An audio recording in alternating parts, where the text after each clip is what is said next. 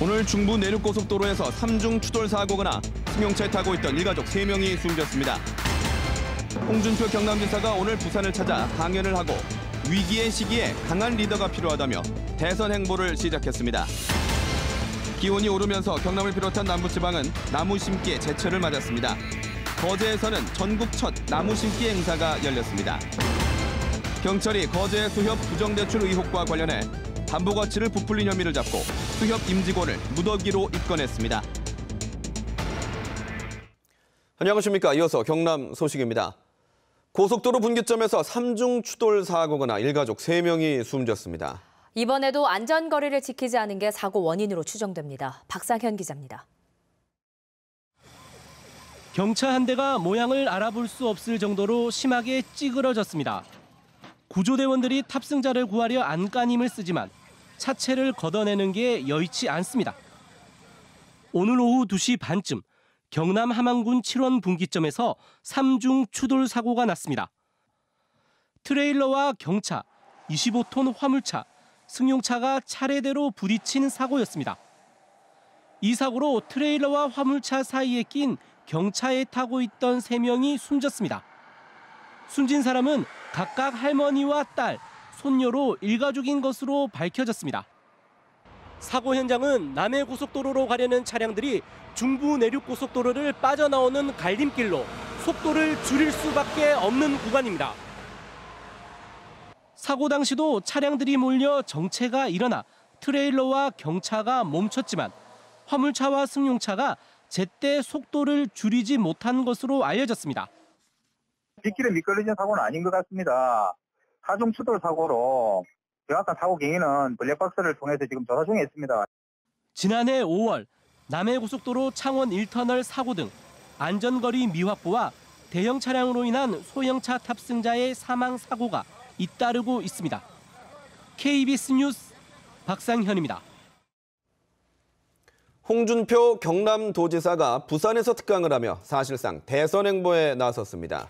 자신의 낮은 지지율은 큰 문제가 되지 않는다고 언급하며 현재 헌법재판소의 탄핵 심판도 시간에 쫓기고 있다고 비판했습니다.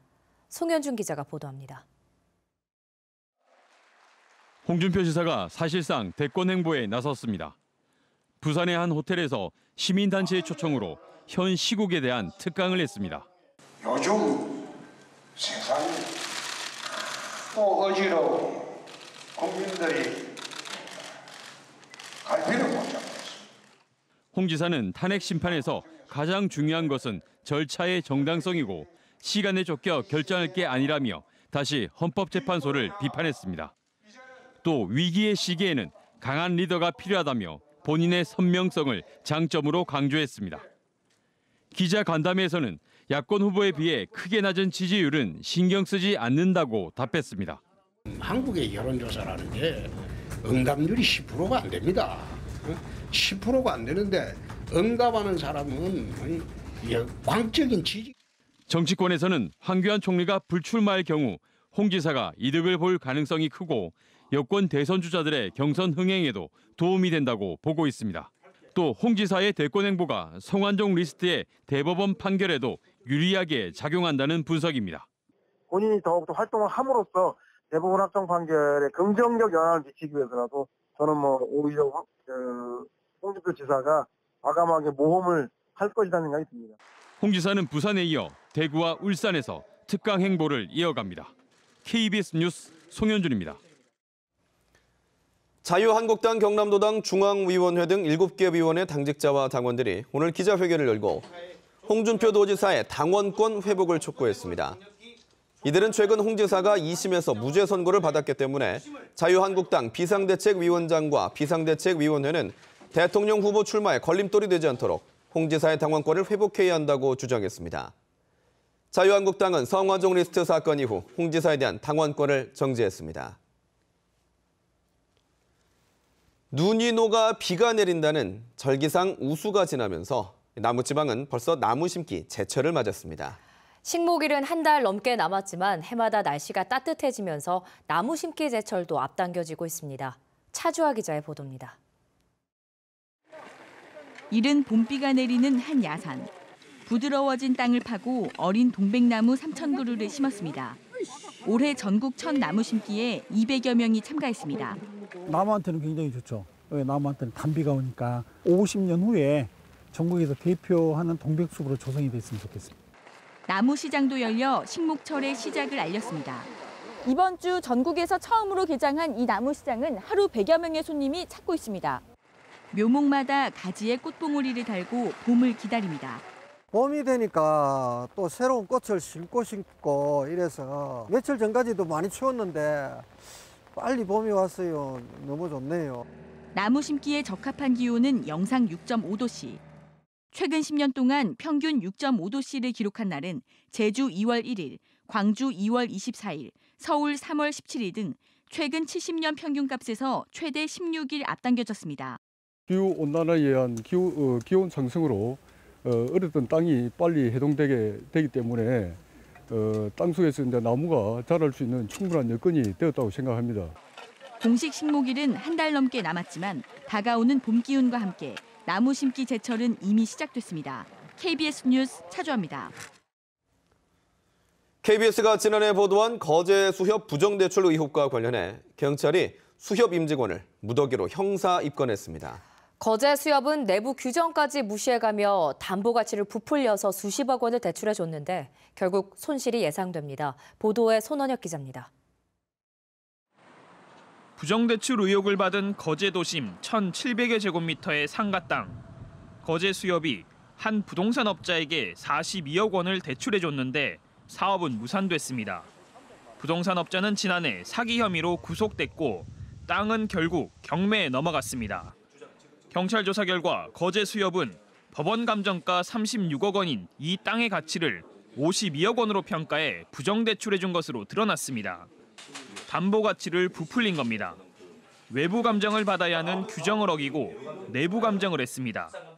조합장이 대출을 많이 해주고 임대차 계약도 신속하게 처리를 해라 이런 지시를 했기 때문에 이에 따라서 직원들이 신속하게 당초 이 같은 규정을 모른 직원의 실수라고 해명한 거제 수협. 하지만 대출심사위원회에서 외부 감정을 해야 한다는 의견이 제시됐던 것으로 확인됐습니다.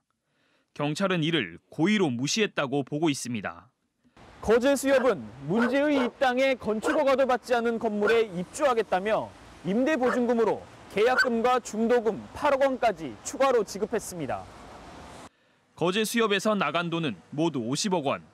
건물이 아예 들어서지도 않았기 때문에 경매가 원활히 되더라도 손실이 우려됩니다. 특별하게 이제 우리 사업을 하니까 우리 사업 해가지고 임대보증을 가지고 사안 조건이 그리 들어왔습니다. 그렇기 때문에 별로 의심하지 않고 뭐 대출은 그때 실행된 거는 뭐 사실. 경찰은 거제 수협 조합장 등 임직원 9명이 조합에 손실을 끼쳤다며 업무상 배임 혐의로 불구속 입건했습니다. KBS 뉴스 손원혁입니다. 정부가 남해안에서 바닷모래를 채취할 경우 해양 환경의 회복이 불가능하다는 점을 알면서도 강행한 사실이 드러났습니다. 어민들의 반발이 크지만 국토부는 요지부동입니다. 공홍조 기자가 보도합니다. KBS가 입수한 남해 EEG 골재 채취 단지 해역 이용 영향 평가서입니다. 지난해 한국수자원공사가 만든 자료입니다. 남해 지역은 수심이 깊어 골재 채취로 변형된 지형이 복원되기까지 오랜 시간이 걸릴 거라고 적혀 있습니다. 바닷모래 채취를 3차례나 연장하는 근거가 된 용역 결과나 휴식연재를 실시하면 환경이 회복될 거라던 지금까지의 주장과도 배치됩니다.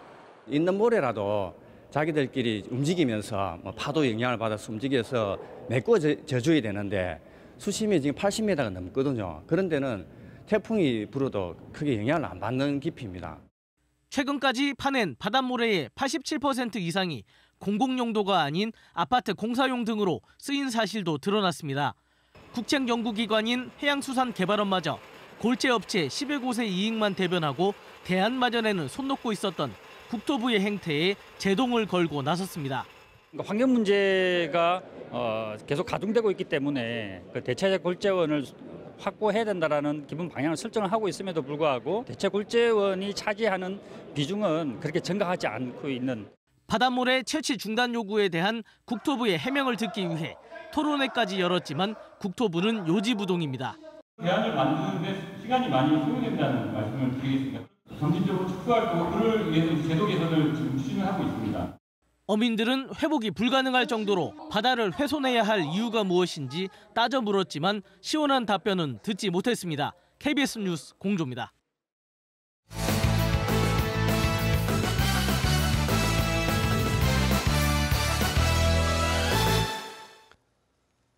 주요 단신입니다. 창원의 초등학교 교장이 방과 후 학교 강사들에게 금품을 받은 사실이 적발돼 해임됐습니다.